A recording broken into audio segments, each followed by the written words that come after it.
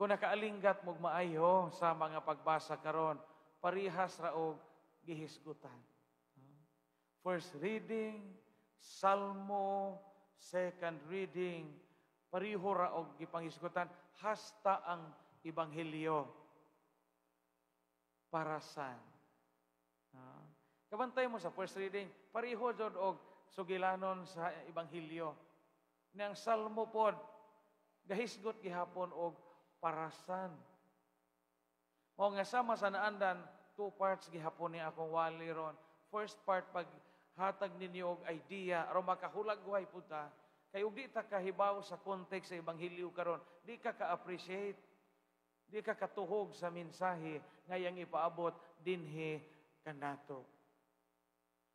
Unsa maning parasan? Damo man tay parasan dinhi sa ato. Kalubihan ra maning ato og kasagingan ug di gani sama nang uban. Kagung-kagungan, no? Pamantay parasan, mao nga gai ko gamay time paghatag ninyo og idea unsa ning parasan. Kining parasan tamnanan og ubas. Grapes. Kita man jud pong tanan kaila grapes. Tudi ta kanunay kakaon og grapes sa kamahal sa grapes. Diba? Lami ka jud kanon ang grapes bisag diabetic bitaw ta. Kini violet bitaw nang imupalit sa mall, no? Sa i-ref na to magatuto. Sus Biskaya karon. Ako mo ka og grapes hasta pungahon kanon. Kay usikan lagi ko kay mahal, no? Kining parasan tamnanani og grapes. Mao man ang gisgutan karon sa first reading sa Salmo og sa Ebanghelyo. Unya kaniadto ang makatag-iya og parasan mga dato nga landowners. Di ka makatag-iya og parasan og pobre ka ngano man dakog puhunan. Kabantay mo sa Ebanghelyo sa gibuhat sa landowner. Number 1, mamili kag maayong juta. Iliun nimo tong maayong juta ngano man og dili tabunok ang juta sa may mahitabo. Pareha sa first reading, aslom. Kabantay mo sa first reading ingon ang ingon ang giingon dinhi aslom ang bunga sa ilang ubas. So mangita ang landowner og maayong yuta. Ganihit bayag maayong yuta sa Palestina kaniadto ang uban mamalit og juta. Mamalit og juta aron makatukod og maayo nga parasan. Usig gud naon ay ubang mga nasod nga namalit og juta, kita daghan tag juta, wa puno to trabahoan ni aton juta. Sohong regalukso-lukso maoy naa kanunay na modyo usik. Sunod, ingon dinhi, gatukod ang landowner og pigsanan sa first reading, pigsanan man toy giingon. Ang dinhi sa ebanghelyo giukanan. Kasabot pa man giok. Kasabot pa tagiok kay mga tiguwang man mo. Kasagaran manimbag first mass katiguwang man. Ang mga youth unsa pa maghapon mo nang lahi ang wali og hapon og buntag. Giok, di ba magiok sa una mag-ani tag humay kanang nga naon nimo na imong tiil aton mabuwag tong uhay og ang dagami. Ang grapes sa una, ang ting-ani og grapes sa una, bibo. Mao bitaw nandinhi gatukod og pigsanan. Og naa kay parasan kaniadto tamna na grapes, karaan pa mawa pa may modern technology. Unsaon man nimo pag harvest ang grapes og pagkuha sa duga? Magtukod kag dakong buho diha sa tunga sa imong farm. Duha ka buho. Dako ang usa ka buho, habog-habog. Ang usa ka buho po dito, gamay-gamay, ubos, di sila tupong. Dana na itubo nga gakonektar sa dakong buho, paingon sa gamayng buho. Inig-abis na, kasabot mo mag-abis. Ingon anak mo manay abis. Inig pangabis na sa mga grapes, kay gapungingi, bitaw na, galingin-lingin. Ipangit sa to nila atong dakong buho. So, abis, puno ang grapes na, abis. Ipanglabay ito nila sa dakong buho. O mahuman ang pangabis, unsay mahitabo, tanang tao anang dapita mga sinuhulan o mga silingan, mangambak to atong buho. Sama ilang buhaton, ilang jatak-jatakan nila tong grapes. Hangtod nga mubanaw ang iyang duga. Muna'y karaan nga pamaagi unsa pag-extract og red wine. Kanang mga wine, kining ingon din pigsana na, di ba kanungog mo sa first reading, pigsanan og ubas o kanang giukanan. So mangambak bibo sila dito. Ang uban ana na ay mga musikiro. Magsigira kag tamak-tamak aron mga pusa tong grapes. So maapil ko dito to imong kurikong, imong kagid, imong kabahong, imong bahak. Ito mga pangagod nga ganana, maapil to dito inigtugpa nimo atong buho kay bibo man bata og tiguang hangtod nga mubanaw tong duga. Sabtan ninyo? Inigbanaw sa duga, ipaano to sa tubong gamay nga na ay filter. Kung katong ikaduhang buho, tinaw na to, jamunay punga, wa nay pakpak. Mao to ilang isod og mga karaang banga, mga barrel, mauna to'y red wine. Hugaw ko tong red wine, tingli sa una, no? Kay na ay mga kukong bulingon, nga mga way hingo ko. Karon di na may makina na may mo process ron. Kaya mga wine press ron, so sa advance sa kaayo, makina na mo pugsi, mo pigsat anang grapes. Kuyaw na kaayo karon. Pat sa karaang panahon, imong tunob-tunuban. Tunob-tunuban. Aron gawas ang duga sa grapes.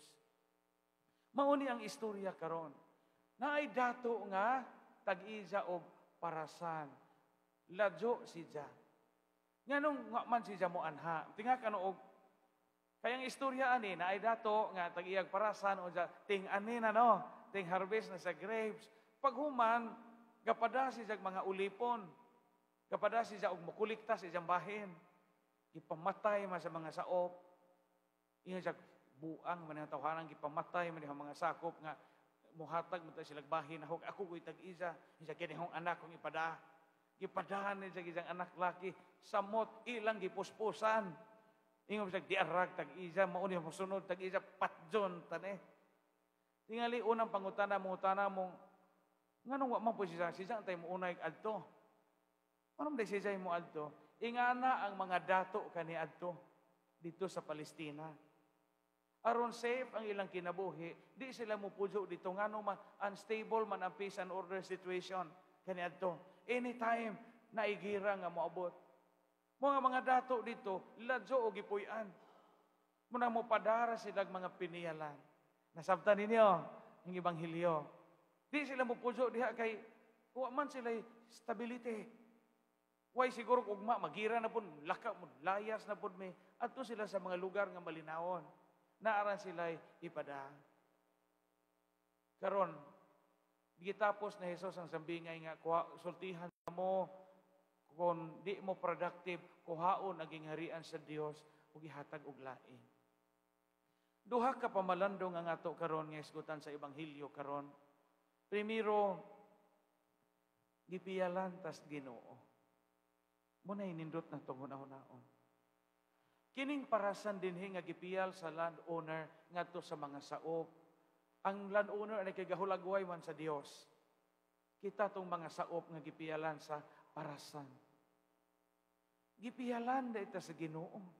Una, kay gipiyalan man ta sa Ginoo, gisalig sa Ginoo nato ang unsa iyang gipiyal, di ba? Piyalan ba day ka ug di ka kasaligan? Mo bitaw na kanang ubang piniyalan nga di kasaligan, angay jud na ilisan. Kayang maayo nga piyado, maayo nga piniyalan, kasaligan ka. Sa ato pa kitang tanan ani gipiyalan sa Ginoo. Kini nga akong pagkapari, piniyal ni sa Ginoo. Kanang inyong pagkatrabahante sa gobyerno, inyong pag-aalagad sa lain-laing departamento, piniyal na sa Ginoo ninyo. Kanang inyong mga pamilya, piniyal na sa Ginoo ninyo. Diyamoy ato. Munang giingog, ang ato ragyod kuno sa kalibutan, kining ato ra yung pagkamakasasa. Muna ito yung pinultihon, bitingan, there is nothing ours in this world except our sinfulness. Maura siya kuno na ato, kinira siya itong pagkamakasasa. Kining atong kinabuhi, atong maayong lawas, atong negosyo, atong trabaho, atong juta, atong apartment, atong bank books, piniyal na sa Ginoo, mga parasan na nagihatag sa Ginoo. Ang pangutana, maayo ba ta nga piniyalan? Giunsa man nato pagpadagan ang parasan sa Ginoo. Usahay kay di man ta maayong piniyalan. Usahay bitaw kanang patrabahoon nato atong basak. Sa di pa bahinon, manhan tag isa, taguan putong duha ka sako, ilahom atong bunot. Yung maora dyan maora dyan ni Father, maora dyan ni Ma'am, puto ito kasakong tipasi, wa i-apel sa gross. Amo po nang gabaan po, maghibos po lagi. Ano? Kini atong trabaho, gipiyal na sa Ginoo. Pero kumusta man po ang atong pagtrabaho? Gipiyalan kita tas Ginoo abilidad aron mamanday. Example, kumusta man atong pagpamanday?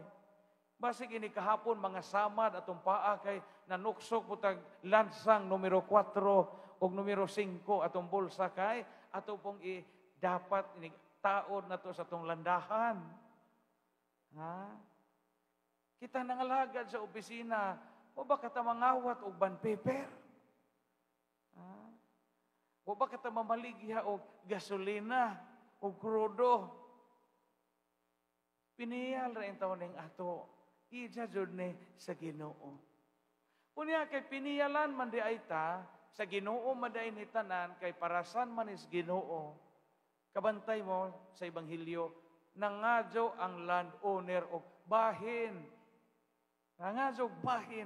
Ngano nangadyo magbahin? Siya may tag-ija. Ingana po sa atong kinabuhi. Kinahanglan, bitaw sa ordinaryo na to nga mga gibuhaton, mga jo man jo tagbahin. Mga jo tagbahin. Kamong na mga lubing nga gisanggutan og lain. Sa may nga anang bahin ninyo? Hingadlaw. Nay usa ka adlaw nga kamoy mo dawat sa tuba nga naman aho ning lubi. Imo nang bahin. Kitang nananggot og laing lubi unsa man pud usahay. Tagaan po na tag hingadlaw nga wa tarungag tungog, no? Saktan pog tubig sa uwan kay inadlaw bitaw ni di ibalik di ni adtos tindahan. Ug naa kita kay butakaw unya naay magpahabal nimo nga tagihag anay, nay usa ka baktin nga imo, di ba? Sa may ngan ana himutakaw, kamao man di imo, ano? Naay himutakaw nga naman, bahin ako kay ako'y tag-iyas butakaw. Usahay sa may itong hatag, himutakaw, katupong ihid nga gapulit-pulit. Besa ginon sa pakaon, 5 fingers, di mo dako. Isama ni baboy, pero mo ni gibitok. Minso kining ihid, kaya mo ni hatag, himutakaw. Muhatag jud ay tag bahin. Mga magtiazon bitaw sa mag-away, magbahin og bata, no? Aho ring 5 kay gwapo ni liwat ni naho. Imo nang 5 kay mautog naong. Yung kining usa kay wa pay siguro aho banig imo mo ni atong tabangan o gasto. Naa sa kinabuhi ng bahin. Kanagong atong mga sweldo. Kanang atong sweldo, bahin man na sa atong kahago. Mabito na mo reklamo, tag di ta tarong og sweldo sa atong amo nga naman, wa ta bahinig tarong, di ba? Ingana po ang Ginoo. Mangayo po ang Ginoo og bahin sa atong kinabuhi o sa ginansya sa atong kinabuhi. Ya Father, unsaon man nato pagbahin ang Ginoo? Kanang naanda nato nga naibawan nato nga 3 T's. Number 1, time. Bahini ang Ginoo panahon. The first bahin sa Ginoo, first T is time. Gitaghaan ko tag usa ka semana, gitagaan tag usa ka buwan, gitagaan tag 12 ka buwan sa usa ka tuig. Pila ra may bahin sa Ginoong gipangayo, usa ra man ka oras, duha, kana mo simba ta. Kana mo simba ta mo adto ta simbahan adlaw Domingo kay adlaw sa Ginoo. Bahin nato nang gibalik nato sa Ginoo, isip pasidungog ni Diya. Mga usahay subo palandungon nga usahay ang adlaw nga Domingo, mao hinoy adlaw nga dita kahunahon na Ginoo kay bisi taglabhonon. Atong labhonon hingabot atong arkuba. Di na katsimba. Piskay og manglaba taron, gikan na kahingsimba. Piskay og manghinguto tag iro ron, gikan na kahingsimba. Piskay og maniksik kag lusa, gikan na kahingsimba. Kay adlaw ron sa Ginoo. Bahini ang Ginoo panahon. Kay Ginoo na gani mulangan nato, langanon jud ta. Personal jud na akong experience. Ako bitaw sa unas dito po ko sa katedral, mo reklamo ko sa una kanang daghang hilugonon. Bago pa kong pare, unya, sa una kay daghang may kaubang mga idaran ng pare. Kami mga bagong pare mo, murag muhimo sa mga dirty jobs. Kami mo dali, na hilugonon. Sos, ako'y tawagon, kami mga bata ng pare tawagon sa opisina sa katedral. Pader, hilog sa Galyares, hilog sa Ace, hilog sa Ramiro, usahay. Pag ato ko na gilubong na kay Dugay na naadto, ag hilugonon. Tuwa na sa Gomez, pader. Yung patay, wanga. Unya, masugot mo ko sa una kay trabaho, sa una kay secretarial man, opisina, may trabaho 12 years. Magunahon ako nga, ano ako pa may pahilugon nga, na may daghang pari na uban. Unya, akong trabaho, akong appointment, sekretaryo, magkog-obispo, computer, magpapil, akong buhat. Sige kung moreklamo ko sa una. Pero, katubitang, na-ICU na akong tatay, usa ka buwan sa Ramiro. Kung buntag utog hapon, hapit adto na ako magpujo sa Ramiro, pagkasakit sa akong tatay, yung kog sos. O Ginoo na simulangan, langanon juta. Munang kamong uban, o di mo palangan, paningkamot nga makabahin mong time sa Ginoo.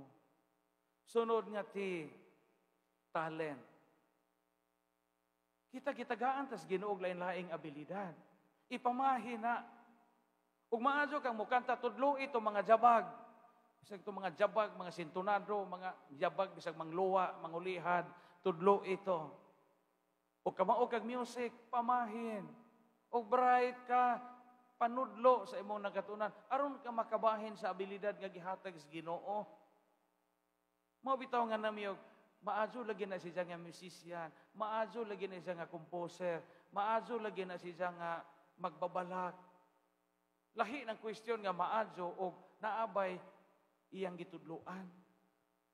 Kay pinakamaadyo ka nga musician aning lungsura, nga namatay ka nga way nakakatuon nimo, namahin ka sa imong bahin sa talent nga gihatag sa Ginoo.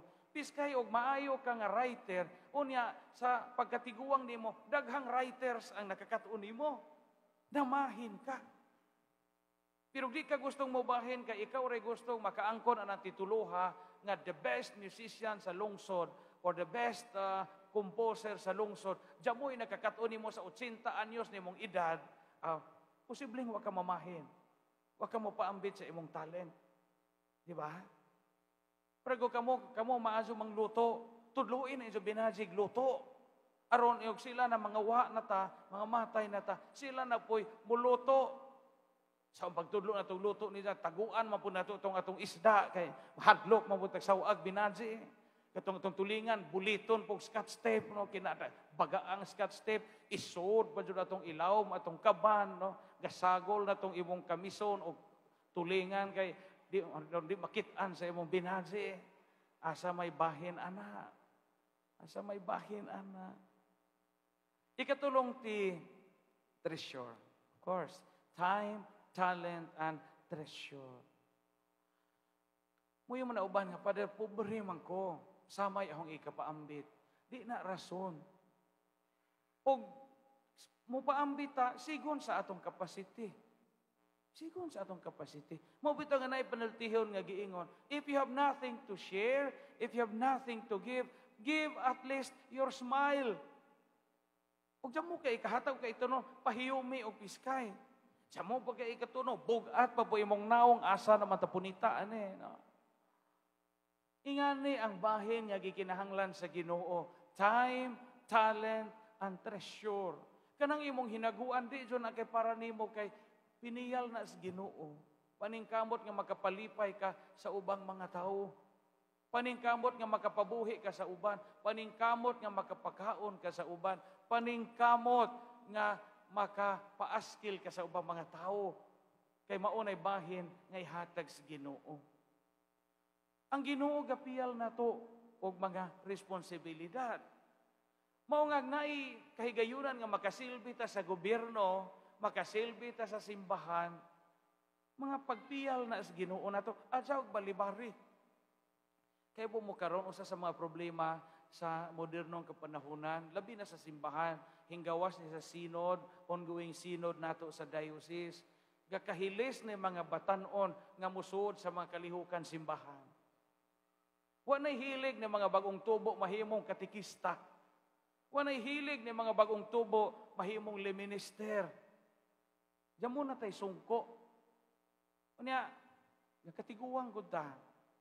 Wa nay hilig ni mga batanon mahimong Knights of Columbus. Tanawan na ito makiobsira sa pultahan, mga idara na in taon. Una na 15 katuig, gipang ango-ango na ni sila puhon. Kisa may musunod, diyan mo. Makalimot kita nga pribilehiyo din ng piyalanta. Sa unang panahon, daghan kay katikista kada lungsod. Karon nihit. Unya mga katikista gani kaadto, dedicated kay sa ilang trabaho. Magbagtas pagod sila gladyong pao.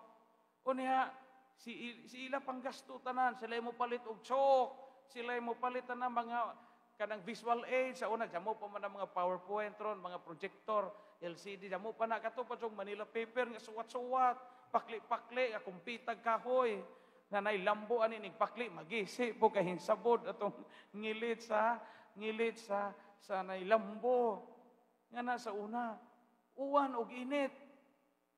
Kinumdum na istorya bitaw sa mga katikista. Katikista aning balilihan, bao di ba katudurol. Unya magkatikista sa una kay magbagtas man, kaklase kuno sila gikan dinhi sa eskwelahan dinhi sa balilihan. Unya pista pug antikira. Digida sila pamista sa antikira. Wa pa may tulay anang durol. Damo pa nay tulay, moobog sila. Unya natural inig ubog kay padong mamista gikan ko kaklase. Mucho kay hamong-hamong walison mo nimo imong palda. Kuhaon mo imong underwear, imong short, kay muubog og gas tubig. Digangan na ito mga katikista hintabog sa suba o na baha-baha man, habog. Digangan na ito sila. Diya, padung mamista. So, gangan na ito sila sa palda. Kani lagi pong maglakaw, sige pong istorya, sige pong panglibak, libak sa pare, libak sa unsa din ha. Wa man sila kabantay nga, hingabot na sila sabay sa gipamistahan, gangan na, gihapon sila. Kapunya. Tingag, tagbay, pag-abli sa huy, Ginoo kung ano man yung mga katikista kaingon, anha man. Para lang tato sa suba, no? Nanalinga magay, sige, magjawit-jawit, unsa kay, dugay na ko, hintabok sa suba, angay na to ipaubos, hingabot sa natad, sa tagbay, kaya nga na, mamista me, kung ano ka paibog, mahintawon eh. Pero, makatawa ka, pero ang ilahang dedication sa ilahang ministry.